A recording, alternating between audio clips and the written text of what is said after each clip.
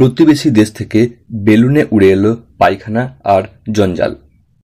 দর্শক বন্ধু, কথাটি শুনে অবাক লাগলেও এটি সত্যি। চলুন জেনে নিই এ প্রসঙ্গে বিস্তারিত খবরটি কি। তার আগে রইল সে আগের মধ্যে ছোট্ট একটি রিকোয়েস্ট। চ্যানেলে যদি আপনি নতুন দর্শক হয়ে থাকেন বা চ্যানেলটি যদি আপনি এখনো সাবস্ক্রাইব না করে রেখেছেন, তাহলে অনুরোধ করব নিচের সাবস্ক্রাইব লেখাটি ক্লিক করে পাশে থাকা নোটিফিকেশন বেল আইকনটি অন করে রাখুন। সাথে ভিডিও লাইক দিন এবং তথ্যটি অন্যদেরকে জানার জন্য অবশ্যই ভিডিওটি শেয়ার করুন আপনার ফেসবুক বা হোয়াটসঅ্যাপ গ্রুপে।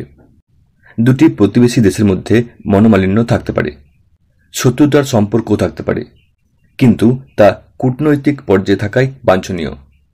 এভাবে একটি দেশের থেকে অন্য দেশে বেলুনে করে প্রচুর পরিমাণে প্রাণীদের মল আর জঞ্জাল পাঠানো মোটেই কোনো কাজের কথা নয়। অধিকাংশ মানুষই এর নিন্দায় সরব হয়েছেন। দেখা গেছে দক্ষিণ কোরিয়ায় এমন প্রায় 250টি বেলুন এসেছে পড়শি দেশ উত্তর কোরিয়া থেকে।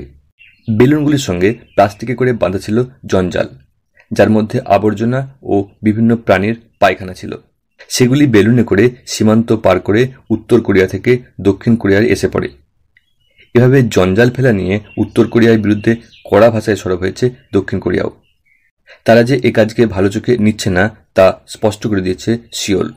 সেই সঙ্গে এটাও জানিয়েছে এ কাজ তাদের চোখে ভয়ঙ্কর। অন্যদিকে উত্তর কোরিয়া এই কাজকে তাদের তরফ থেকে পাল্টা উপহার হিসেবেই দেখিয়েছে। এই বেলুন কাণ্ড নিয়ে বিশ্বজুড়েই চর্চা শুরু হয়েছে।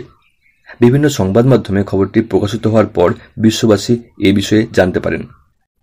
উত্তর ও দক্ষিণ কোরিয়ার মধ্যে যে বৈরিতার সম্পর্ক দীর্ঘদিন ধরে চলে আসছে তা নতুন করে ব্যাখ্যা করার দরকার পড়ে না।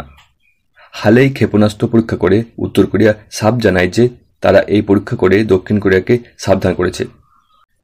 দর্শক বন্ধু, এ প্রসঙ্গে আপনার মতামত অবশ্যই নিচের কমেন্ট বক্সে লিখে জানাতে ভুলবেন না।